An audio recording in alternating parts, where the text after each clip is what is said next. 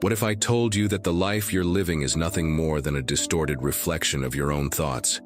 Yes.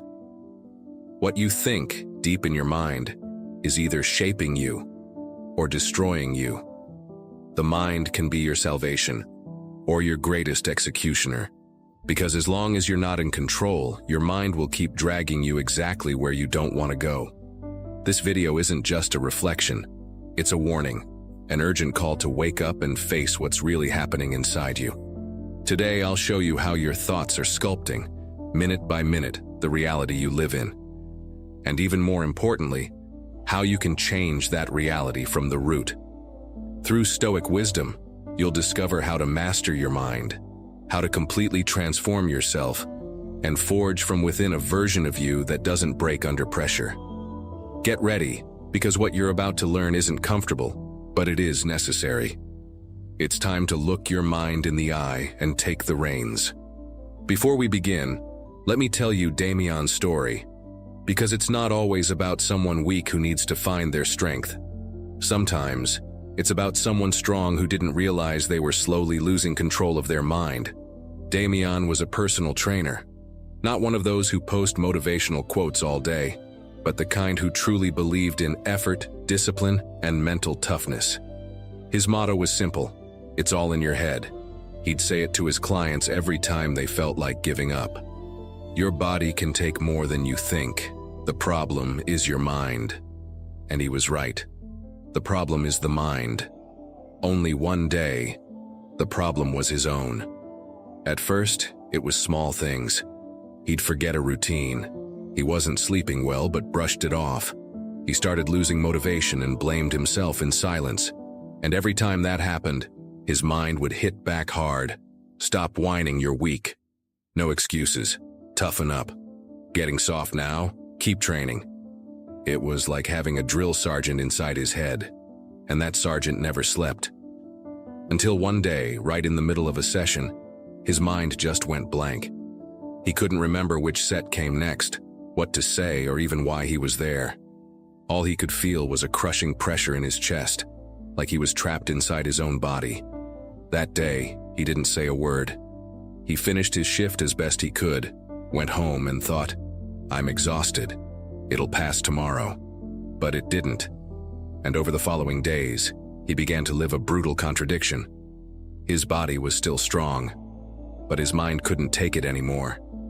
He who had always trained willpower, self-control, consistency, had no idea how to train this.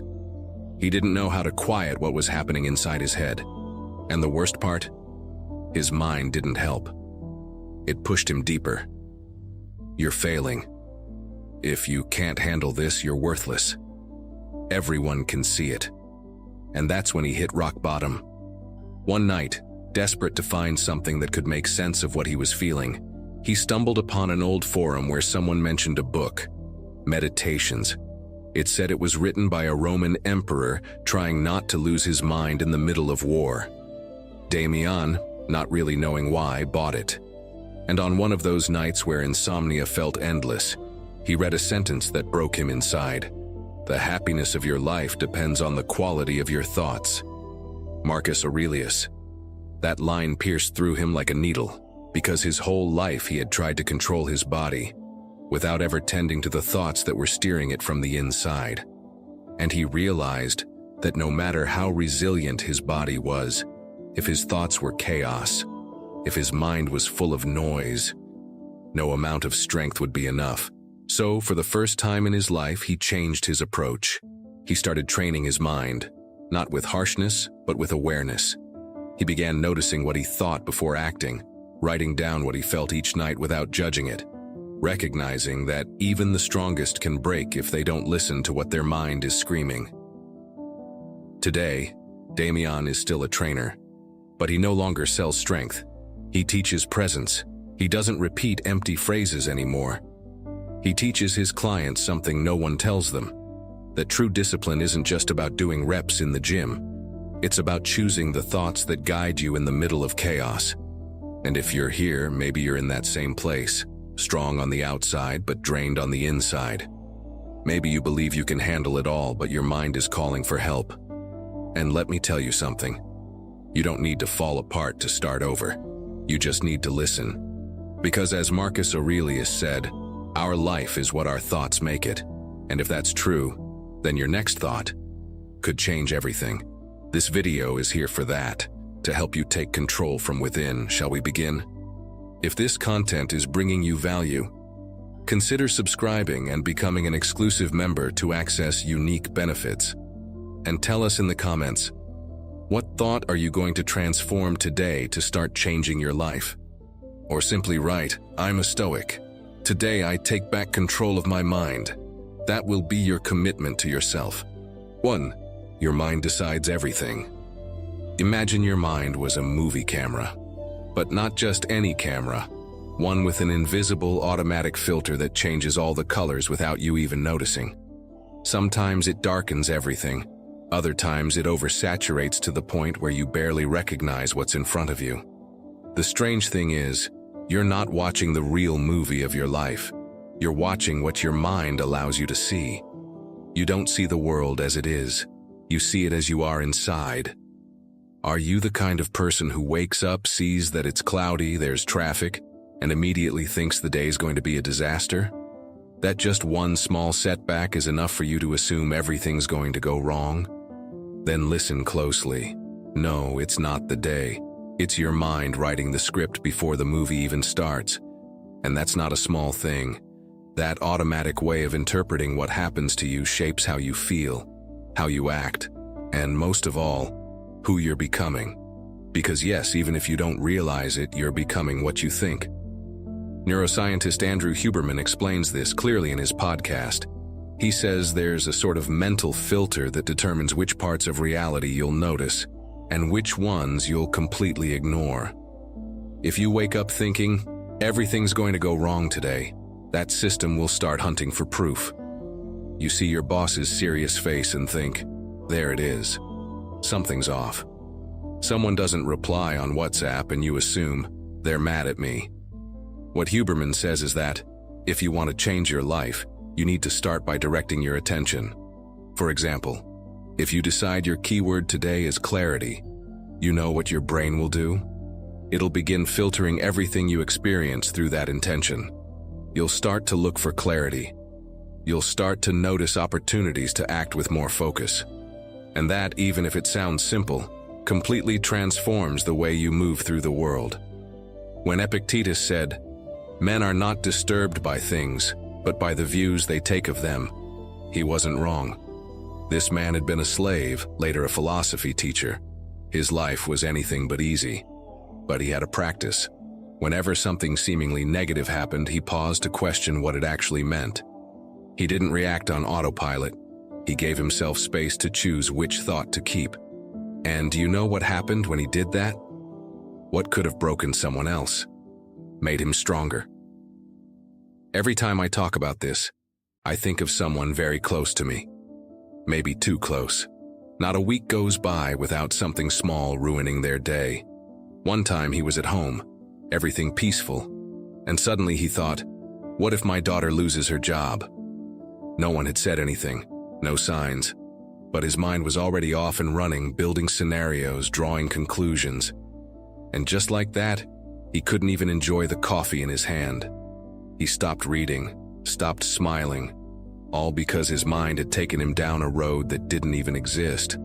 Ugh, living like that must be exhausting. And the truth is, we all do this, even if it seems extreme. That's why mastering your mind is so important. Because if you don't take charge, your mind will, and it rarely takes you somewhere good. So what can you do to start changing this? First, change the question. Instead of asking, why is this happening to me? Start asking, what is this happening for? That one shift changes the direction of your attention. Second, do a mental reset halfway through the day. No, don't worry. You don't have to go to the Himalayas. Just 5 minutes to breathe, disconnect from the noise, and choose, consciously, how you want to live the second half of your day.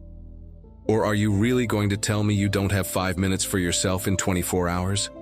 And probably the most important, pick one keyword each morning. Something simple, clarity, calm, focus, presence. Write it down, keep it in mind. Use it as your compass every time you feel your mind dragging you into a dark place. Because in the end, it all comes down to this.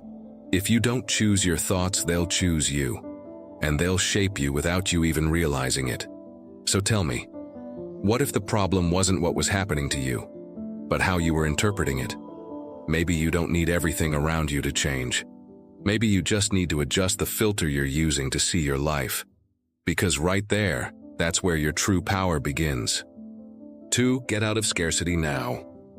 Tell me something. Are you one of those people who scroll through social media, see someone traveling through Thailand, launching a successful business, doing yoga at sunrise, and your first thought is, some people have all the luck? Or maybe you watch an inspiring video and think, I wish I could, but my life just isn't like that. No, of course it's not that you can't. The problem isn't what they have. It's what you believe you're missing. Because scarcity, my friend, doesn't start out there. It starts in here. It's a mindset that disguises itself as logic, but deep down, it's just fear. And unless you change that way of thinking, you'll keep believing that the good stuff is for others and that you've just got to settle for leftovers. Let me tell you about someone who completely broke through that barrier. Kanwar Singh, better known as Humble the Poet. He was a school teacher, had a steady income, a stable life. But something inside him kept pulling in another direction. He quit his job to pursue his passion for music and writing. And no, I'll tell you right now, it wasn't easy.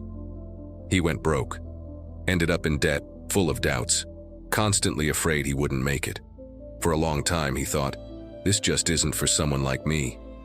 Because that's one of scarcity's favorite phrases. That's not for me. Until one day, he stopped asking if he deserved more and started acting as if he already did. He called that uncomfortable abundance. It wasn't pretending he had it all figured out. It was moving forward with faith that he could build it. As he puts it, abundance doesn't show up when everything is sorted out. It begins the moment you dare to act like you're already on the way. That line changed everything. And today, he's an author, speaker, artist, and most of all, living proof that scarcity is broken from the inside, through action, not excuses. Epictetus, the Stoic who lived as a slave before becoming a philosopher, made it clear centuries ago, if you desire everything you see, you'll become a slave to everything you don't have. What does that mean? That the more you focus on what's missing, the more trapped you become, the more frustrated, the smaller you feel. But if you focus on what you can build from where you are right now, then you're free. Because you no longer need everything to be perfect before you begin. Check this out. In The Slight Edge, Jeff Olson talks about something similar. He says big results don't come from big changes, but from small decisions repeated every day. But here's the catch. The scarcity mindset tells you, if I can't change everything right now, it's not worth doing anything. And that's where you lose, because you end up waiting for more time, more energy, more resources, and never start. Abundance, on the other hand, begins with a very different question. What can I do today, with what I have, to take one step forward? Picture this. A friend texts you, excited to tell you they're launching their own business. They send the logo, the plan, everything. You smile and say, that's awesome. But inside you're thinking, I once had that idea too, but it wasn't the right time, and now it's too late. That thought slips by quietly, almost unnoticed, but it sticks. And if you don't question it, that thought starts making decisions for you. So what do you need to do to break out of that scarcity? Stop looking at what others have and ask yourself, what can I create with what I already have? Make a list of what's within your reach right now, your skills, your connections, your free time, your story, and use them. Write it all down with a how do I make it happen mindset, not with a this isn't enough attitude. Because what you think is what you feed. And everything you feed grows. And when you feel out of place, repeat this. I'm not late, I'm in progress. Because no one's late to their own path.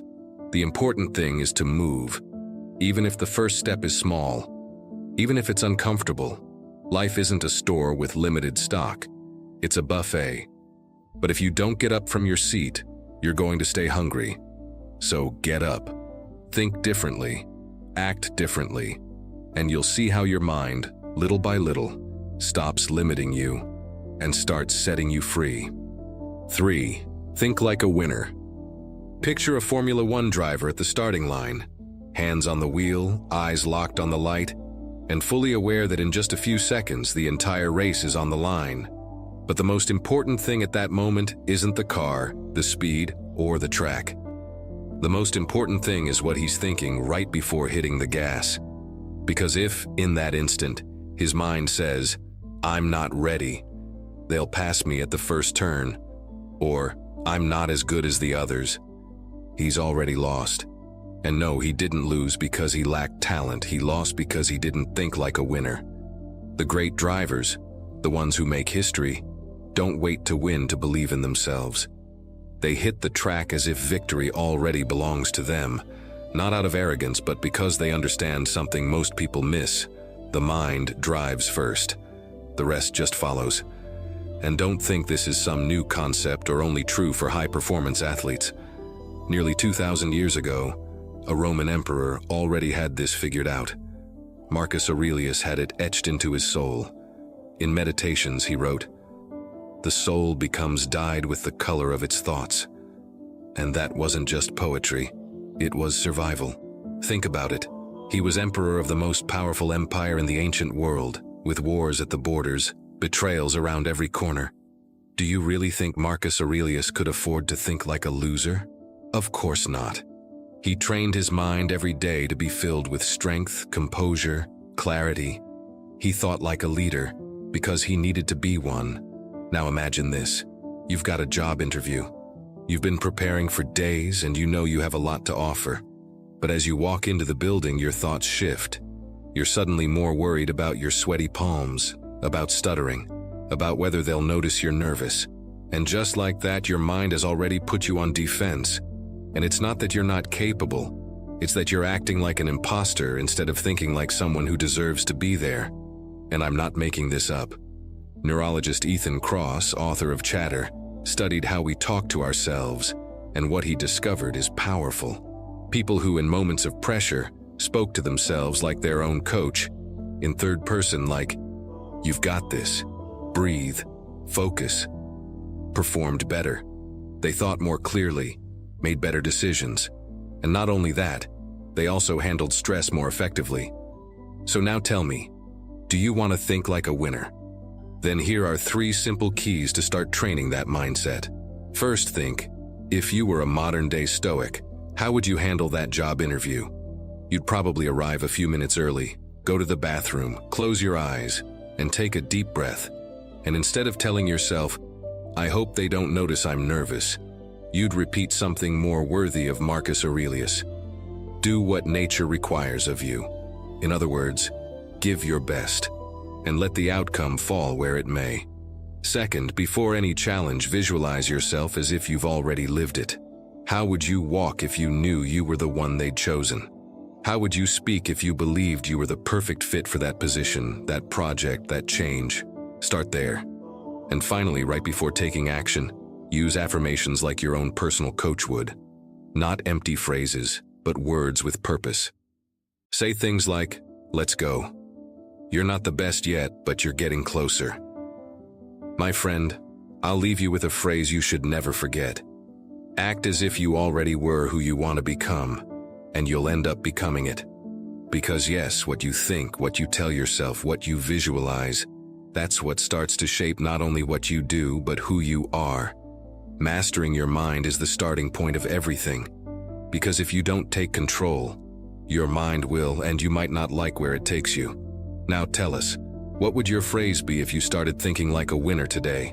Write it in the comments so the community can be inspired by you, or so you can finally start believing it. 4. Master your emotions. They say that one quiet morning, in a peaceful square in Athens, a Stoic philosopher sat down to enjoy his cup of coffee. Okay, it wasn't coffee like we know it, but you get the idea. A warm drink, his peaceful moment, his silent ritual to start the day. He was sitting there, watching the sunlight filter through the trees when a young man ran past and tripped nearby. In a split second, the contents of the cup flew into the air and landed all over him. The square went silent. Everyone waited for a reaction. The young man turned pale, stammering apologies. The philosopher looked down, saw the liquid on his tunic, looked up at the boy, and said with a calm that caught everyone off guard, "I no longer have coffee. But I still have the day." He stood up, calmly brushed off his clothes, and walked away as if nothing had happened. No anger, no blame, no drama. "Okay, yeah, I know what you're thinking. That story didn't happen. I made it up. But that's how I imagine a Stoic would react to something as everyday as a spilled coffee. Because if there's one thing people who master their mind have in common, it's this: they don't get shaken by what they can't control. And above all, they don't let 5 seconds steal a whole day from them. Think about this. You're driving, relaxed, and suddenly a horn blasts behind you. Someone yells something out their window for no reason. What do? Do you flare up, yell back, and ruin your morning? Or do you breathe and keep going like nothing happened? And look, it's not that it doesn't bother you. Of course it does. But the real question is, are you really going to give that person your energy, your calm, your whole day, just because they can't manage themselves? That would be like paying for an expensive dinner at a fancy restaurant, realizing the food is terrible, and still eating every bite, complaining about it all day, then going back the next day. Ridiculous, right? And yet that's what we do when we keep replaying a 5-second moment for hours. Speaking of 5 seconds, have you heard of Mel Robbins' book? It's called The 5-Second Rule. She teaches a technique that's incredibly simple but powerful. When you're about to act on impulse, count 5 seconds. 1, 2, 3, 4, 5. That's it. That brief pause breaks the brain's autopilot and gives you a chance to respond with your mind, not your instinct. And yeah, it might sound silly at first, but it works. Because in those 5 seconds, you decide whether you are behind the wheel or your emotions are. And if you like short pauses, consider this line from Marcus Aurelius: "The best revenge is to be unlike the one who caused the harm." He knew that reacting like the other person doesn't make you strong. It just makes you the same. And when you match someone who lacks virtue, you lose the one thing you can control: your mind.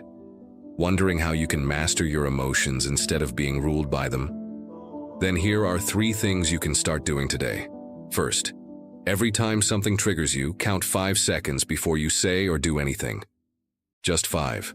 No more, no less. It might not seem like much, but in those 5 seconds, you could save a relationship, avoid a fight, or protect your peace. Second, ask yourself one simple question when something gets to you: will this matter tomorrow? If the answer is no, don't give it more space in your mind, because what you think about repeatedly is what you're becoming. Third, start writing down your emotions as if you were just observing them. Don't say, "I'm furious." Say, "I'm noticing that there's anger in me." It might seem small, but that change in language puts you outside the storm. And when you're outside, you can think clearly. This isn't about not feeling. It's about choosing which emotions walk with you, and which ones don't even deserve a seat at your table. Mastering your mind means choosing which thoughts stay, and which emotions leave. Remember, what you think, what you repeat, what you allow inside, that's what you're becoming. 5. Train your habits. Picture this. You put a pot of rice on the stove. You fill it with water, cover it, and let it cook. But then you completely forget about it. You don't check on it, don't adjust the heat, don't see if it's boiling too much or not enough. What do you think is going to happen? It burns, it dries out, it's ruined. And no matter how hungry you are, you can't eat it anymore. That's exactly how your mind works. You can have the best intentions in the world, but if you don't take care of it, if you don't train it with consistent habits, it's going to burn out. Because mental clarity, inner calm, and real strength don't just show up. They're built. And if you do nothing, then no, You can't expect anything different. You probably know this pattern. You say you want more focus, more energy, more stability, but you sleep 5 hours, skip breakfast, and spend the first 30 minutes of your day bouncing between notifications, social media, and pointless emails. Do you really think your mind is going to work well in that state? You're throwing it into an obstacle course from the very first second, and then you wonder why you're irritable, why you can't concentrate, or why making decisions feels so hard. Dr. Peter Attia, a physician and researcher, talks about something most people overlook: emotional training as a key part of mental longevity. For him, taking care of your mind isn't just about meditating or reading books. It's about creating small rituals that support healthy thinking, that bring structure to the daily chaos, that allow your inner world to stay in order, even when everything outside is falling apart. And yes, this idea isn't new. Aristotle said, "Happiness depends upon ourselves." A simple phrase, but if you really look at it, it's a massive call to responsibility. He's telling you that if your life is messy, your mind is unfocused, or your mood is low, it's not just about what's happening outside. It's about what you do each day with what you have. And to drive the point home, let's borrow from Seneca. Nothing great is created suddenly. Not a strong mind, not a meaningful life. Everything begins with what you choose to repeat. So let's train. Let's build habits that don't just boost your productivity, but give you mental power, that make you feel like you're truly taking the wheel. Because, my friend, what you do each day shapes your character. And what you think while doing it, that's what you're becoming. First, create your own mini victory routine. No, you don't have to wake up at 5 a.m. or meditate for 40 minutes. Just pick 3 things you can do first thing in the morning that make you feel like you've already won something. Maybe it's writing a powerful quote, drinking your coffee for 5 quiet minutes without your phone, stretching and taking a deep breath before you get dressed. Small actions, but done right, they reset your mental rhythm. Second, start using anchor habits. That means attaching a simple mental practice to something you already do every day. For example, after you finish your coffee, read 1 page of something that inspires you. While brushing your teeth, repeat an affirmation that reminds you who you want to be. Today, I won't get scattered. Today, I act with intention. They're simple, sure, but the power is in the repetition. You've probably figured it out by now. You don't need to change your whole life all at once. You just need to start with 1 brick, then another, and another. This isn't about magical transformations. It's about building a strong mind. Through repetition, through decisions, through habits that, without you even noticing, begin to turn you into someone else. And if you're wondering when the change will show up, the answer is simple. The day you wake up, follow your routine, and without thinking, tell yourself, "Today I'm in control." That's the day you'll understand that the thoughts you repeat are the ones sculpting you, and training your habits, that's nothing more than training who you're becoming. 6. Change your beliefs. Be honest. Do you have a phrase you keep repeating to yourself without ever questioning it? Something like, "I'm just not good at that," "I've never been cut out for this," or even, "That's not for people like me." What if I told you that voice in your head isn't actually you? What if the belief that's been holding you back all this time isn't even true? My friend, more often than not, what hurts us isn't who we are. It's what we believe we are. And the worst part is, those beliefs sneak into our minds early, bury themselves deep, and we barely notice them. But they're there, sabotaging you, limiting you, and shaping you, because the thoughts you repeat constantly are who you're becoming. Don't worry, you're not the only one. The other day I heard a story that stayed with me for hours. Her name is Melina Leon. She's from Peru, and today she runs a successful catering business. But her journey didn't start in a professional kitchen or with high-end clients. It started on the street, selling empanadas from a cart under the sun, with nothing but her recipe and her drive. For years, she repeated the same phrase in her head: "I'm poor, so I can only hope to survive." That was her belief, her truth. her invisible ceiling. And no, it wasn't about ability. It was about what she'd believed for so long. She no longer questioned it. One day, tired of living under that thought, she wrote a new phrase and stuck it to the wall of her kitchen, right where she could see it every time she cooked. If I can feed others, I can feed my dreams. It might sound poetic, but for her, it was revolutionary. Because that new phrase didn't come from nowhere, it came from the daily act of showing up, of not giving up, of deciding that even if she didn't know how, she was going to try a different story, one that didn't define her by her past. What she did next was anything but easy. She got up before sunrise to prepare orders, went door to door selling her empanadas, pitched her services to companies. And even though many doors closed on her, she kept going, until one day, she made it. Without knowing it, Melina started living something Epictetus had understood over 2,000 years ago. No one is free unless they are master of themselves. She couldn't control the economy, her clients' responses, or the weather, but she did learn to control her mind. Because as writer Mark Manson says in The Subtle Art of Not Giving a FAK, the real issue isn't having beliefs. We all do. The problem is that a lot of our beliefs are like badly written stories, and we keep reading them on repeat without realizing it. He calls this the internal storyteller, and he has a brilliant line. The key isn't to eliminate beliefs, but to choose better lies, because no belief is absolute, but some will move you forward, and others will hold you back. So what can you do to change that mental story you've been stuck in for years? Start by writing down one belief you have about yourself, the one that limits you most. Then ask yourself, do I believe this because of experience or because of fear? You might be surprised.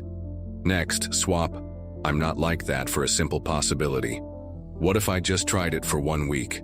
Don't commit to a final version of yourself, just try it. Make room for a new narrative. And finally, create your beta version. A new belief that even if you're not 100% sure yet, you're willing to test. Write it down, read it. Repeat it whenever your mind tries to drag you back to what's familiar. It could be something like, "I deserve more," or "My voice matters too." You don't have to fully believe it yet. You just have to practice it as if it were real. Because remember, if you repeat a lie long enough, it becomes your truth. So you'd better choose wisely what you keep repeating. And you, yes you, are you ready to tell us what belief is holding you back? Share it in the comments, and let us know how you're going to start changing it. Who knows? Maybe saying it out loud is the very thing that will set you free. 7. Use the obstacle to your advantage. Imagine a gym with no weights. What's the point, right? You could have the best music, the perfect vibe, the most high-end machines, but without resistance, there's no progress. Well, your mind works exactly the same way. If everything were easy, if no difficulty ever showed up, if every plan went smoothly, your mental strength would wither. It wouldn't grow. Because what makes you strong, my friend, isn't the calm. It's what you choose to think when chaos hits. And yes, in those very moments, you're becoming what you think. Marcus Aurelius said it plainly. The impediment to action advances action. What stands in the way becomes the way. And he didn't write that from the comfort of a desk. He wrote it in the middle of a war, with his empire crumbling on multiple fronts, sick, betrayed, and exhausted. But he never gave in, because to him, every new obstacle wasn't a punishment, it was training. And the mind grows through training. And if there's someone who's taken that idea to another level, it's Mo Gaudat. He was a top executive at Google X. He had everything anyone could dream of. Until one day, his son Ali died suddenly at the age of 21. His world shattered. And I wish I could tell you there's a way to soften a loss like that. But there isn't. Still, Mo made one decision that changed everything. To turn that pain into a purpose. He didn't want his son's death to destroy him. He wanted to honor his life by spreading a message of peace. He wrote the book Solve for Happy, and started teaching something he had to learn the hardest way possible. You can't control what happens, but you can control how you think about it. And that, as he says, is enough to find meaning. What Mo did aligns word for word with Stoic philosophy. Accept reality as it is, no sugarcoating, no drama, and consciously choose your response. Because what happens to you doesn't define you. What you think about what happens does. Now imagine this. Your big interview gets canceled. That long-awaited project gets delayed. Someone who promised to show up just disappears. What do? Do you spiral? Do you take it as a sign that you should give up? No, that's exactly what your untrained mind wants. But you can choose differently. First, make a list of your star obstacles. The moments that once frustrated you, hurt you, ruined your plans. But today, you're grateful for them. Because without them, you wouldn't be where you are. You'll be surprised how many things that seemed like disasters were actually disguised breakthroughs. Second, every time something throws you off, say this to yourself: this is today's training. Like you're in a mental gym, like every curveball is a weight building your strength. And you'll see, your mood will shift. But more importantly, your perspective will shift. Third, look for the hidden benefit. Not to deny the pain, but to ask yourself honestly, what is this teaching me that I wouldn't have learned if everything had gone perfectly? Because yes, sometimes obstacles aren't punishments. They're teachers. Brutal, uncomfortable, but deeply necessary. Because, my friend, what's stopping you today could be the very thing that makes you unstoppable tomorrow. You don't need your problems to disappear. You need to face them and say, thank you for the lesson.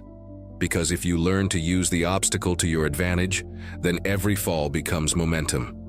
Every mistake becomes progress, and every thought you choose pulls you closer to the person you're meant to become. 8. Visualize it until you make it. The night before a great battle, Roman soldiers didn't sleep much. Some went over the strategy again and again. Others sharpened their swords. But there was one thing almost all of them did, without anyone telling them to. They closed their eyes and imagined themselves surviving. They saw themselves moving through the battlefield, dodging strikes, standing their ground, and finally, raising their fists in victory. It wasn't superstition, it was mental preparation. Because they knew that if they could win it first in their mind, they had a much better chance of winning it in reality. And you, my friend, might not be at war, but your mind also needs to visualize before it can move forward. Because what you vividly imagine, you begin to believe. And what you believe, you begin to live. Like Marcus Aurelius said, the soul becomes dyed with the color of its thoughts. Every thought you repeat is another brushstroke. If your mind is painted with doubt, fear, or I can't, it doesn't matter what you try to do, you'll be sabotaging yourself from the inside. But if your mind starts to fill with clear images of what you want, of how you might get there, of what it would look like to be that version of you, then something begins to shift. Stephen Bartlett, host of The Diary of a CEO, explained this in one of his most popular episodes. He shared how for years he visualized himself making tough decisions, failing, trying again. He didn't just dream of success. He saw himself facing the hard parts. And that's what kept him going when things didn't go as planned. Because visualization isn't just to inspire you. It trains your mind not to fall apart when discomfort shows up. And now, I want you to do the same.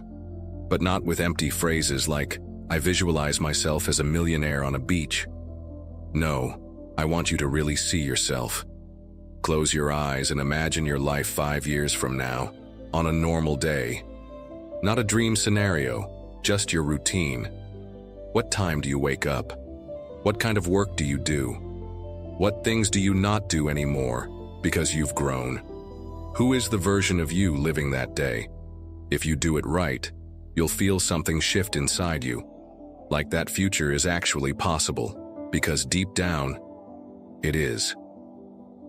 Here's the first step you need to try. Stop visualizing only the outcome. Picture yourself going through the fear, the doubt, the days when nothing works. How do you respond? How do you get back up? Because if your mind only rehearses happy endings, the moment real struggle hits, your system crashes. Another powerful exercise: create your own mental trailer, like you're the lead in a movie that hasn't come out yet, but experience it from the inside. What do you tell yourself before a big meeting? How do you feel after taking that leap you used to avoid? Make it so vivid your brain starts to act like you've already lived it. And if you want to reinforce all of this even more, build a visual space that reminds you where you're headed. A vision board, a sticky note on your wall, a folder of images on your phone. It doesn't have to be pretty. It just has to be visible. Because what you see every day slowly becomes what you believe is possible. Visualization is not daydreaming, it's training. And like any training, it's hard at first, but the more you do it, the more natural it becomes. Because what you think about each day is what you're becoming. Still not sure? Think of it this way. No one builds a house without a blueprint, and your mind needs to see before it can build. Because if you can't see it in your mind, it'll be very hard to create it with your hands. 9. Choose your people wisely. Imagine you have two torches. One is lit, its flame burning strong, the other one is out. If you bring them close together, what do you think will happen? Exactly, the unlit one catches fire, but the reverse can happen too. If that flame is surrounded by wind, water, and obstacles, it'll eventually go out. Your mind works the same way. So, my friend, think about this. Who are you surrounding your mind with? If you spend your time with 5 negative people, guess what you're going to become? The 6th. If everyone around you is always complaining, always seeing the glass half empty, mocking anyone who wants to grow, that's a red flag. You won't walk away untouched. Your mind absorbs the environment. It adjusts. It molds itself. And before you know it, you start thinking like them. And you already know what happens with what you think, right? You're becoming it. Have you heard of the Grant study on happiness? At Harvard, they've been tracking hundreds of people for over 80 years to understand what really leads to a fulfilling life. And the most powerful finding? The quality of your relationships directly impacts your mental health, your physical health, and even how long you live. It's not just about having people around. It's about who you share your thoughts, your habits, your dreams with. Because if those people pull you down, your mind adapts to the basement.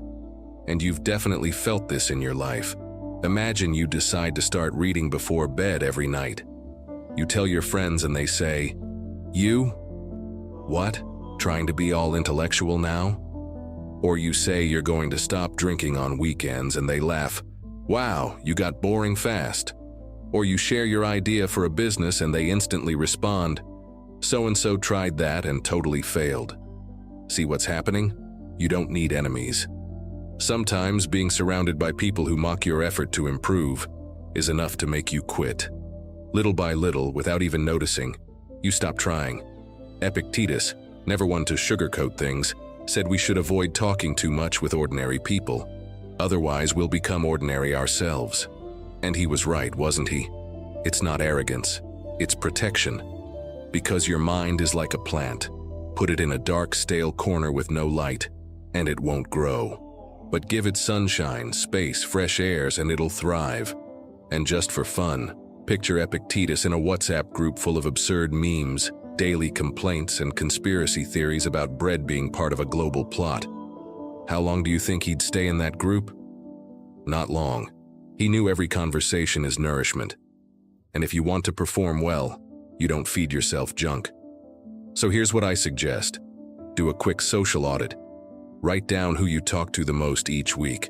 Not just who you like, but ask yourself, do these people inspire me or drain me? Do they push me forward or make me doubt myself? Start using the 3 filters.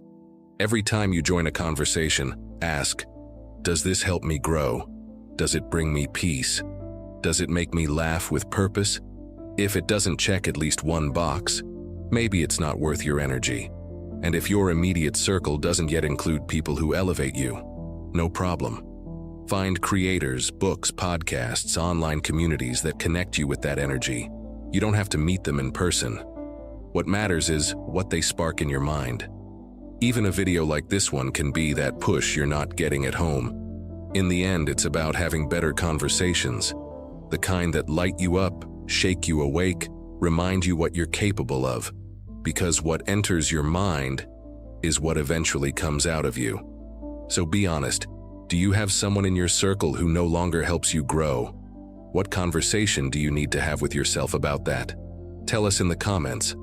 Maybe sharing it here is the push you need to finally make a change. And my friend, if you truly want to take full control of your thoughts, there's still one thing left. The most important piece. The one thing that separates those who move forward from those who stay stuck halfway. Want to find out what it is? 10. Let go of what's holding you back. What would happen if today you let go of that guilt you've been dragging around for years? What if you stopped carrying the weight of that old mistake, one that no one else even mentions anymore, but that you still replay in your mind week after week? It's like an echo that won't quiet down, a shadow that creeps in even during your peaceful moments. And if you're constantly thinking about what already happened, about what you didn't do right, about what should have been, then, my friend, you're building yourself from that place, and you already know what you think about is what you're becoming. I've been there too, stuck in a past trauma that shaped me more than I wanted to admit. On the outside, everything seemed to move forward, but inside, I couldn't let go. I felt like no matter how many new things I did, a part of me was still frozen in that exact moment. Until one day, I was listening to an interview with Roxy Nafusi, and something just clicked. She shared how she spent years sabotaging herself, trapped in toxic relationships and destructive patterns, until one day she did something radically different. She wrote a letter of forgiveness to her past self. It wasn't a pretty letter, it was raw, painful. But through writing it, she finally said the things she had never said out loud. And in forgiving herself, embracing that old version of who she was, she could finally move forward. Not pretending nothing had happened, but transforming everything she'd lived into a lesson. I tried it. And no, it wasn't magic. It wasn't instant. But it helped me stop looking at that chapter with anger. I started to realize that I couldn't change what happened, but I could change what I thought every time I remembered it. And believe me, that changes everything. Because holding on to the past is like trying to set sail with your anchor still stuck to the dock. The sea might be calm, the wind might be right, your destination might be clear, but you're not going anywhere. Not because you can't, but because you haven't released what's holding you down. And what about you? Are you still clinging to a relationship that didn't work? Or a missed opportunity? Or a version of yourself that no longer exists but is hard to let go of? And every time you bring it into the present, it's not to learn from it, but to punish yourself. As if you're constantly reminding yourself that you don't deserve to move forward, just because once you failed. But today, I want to offer you something different. First, write a letter to your past self. Don't worry about making it perfect. Just make it honest. Say everything you've never said. What hurt you, what you did out of fear, what you tried even though you had no idea how. Then read it out loud, and once you do, choose what to do with it. You can tear it up, burn it, or keep it as a symbol that you're finally ready to close that chapter. Next, make a list of things that no longer deserve your energy. People, situations, memories, even phrases you keep repeating to yourself that are holding you back. Write them down. And when you feel yourself clinging to the past again, read the list. Remind yourself that you decide where your mind goes. And if there's still something hurting you today, something you're not sure how to let go of, remember what Seneca said. Time heals what reason cannot. Give yourself time, but don't let that time just be waiting. Let it be a transformation, because what you think about is what you become. Mastering your mind is the greatest act of freedom you can achieve, because everything begins there, in what you think when no one's watching, in what you tell yourself in silence, in the story you repeat every day about who you are and where you're going. You don't need to have everything figured out. You just need to start thinking like someone who's already on the path. Because what you think about is what you become. If you've made it this far, let us know in the comments. I'm changing my world through my thoughts. That way, I'll know who the true Stoic warriors are who made it to the end. Don't forget to subscribe, hit the notification bell, and give this video a like so you don't miss out on what's coming next. I also invite you to check out our playlist, which you'll see on the screen. It's packed with ideas, stories, and advice to help you navigate life with more wisdom and confidence. Click it, and let's keep moving forward together. Until next time, take care and keep embracing your inner Stoic.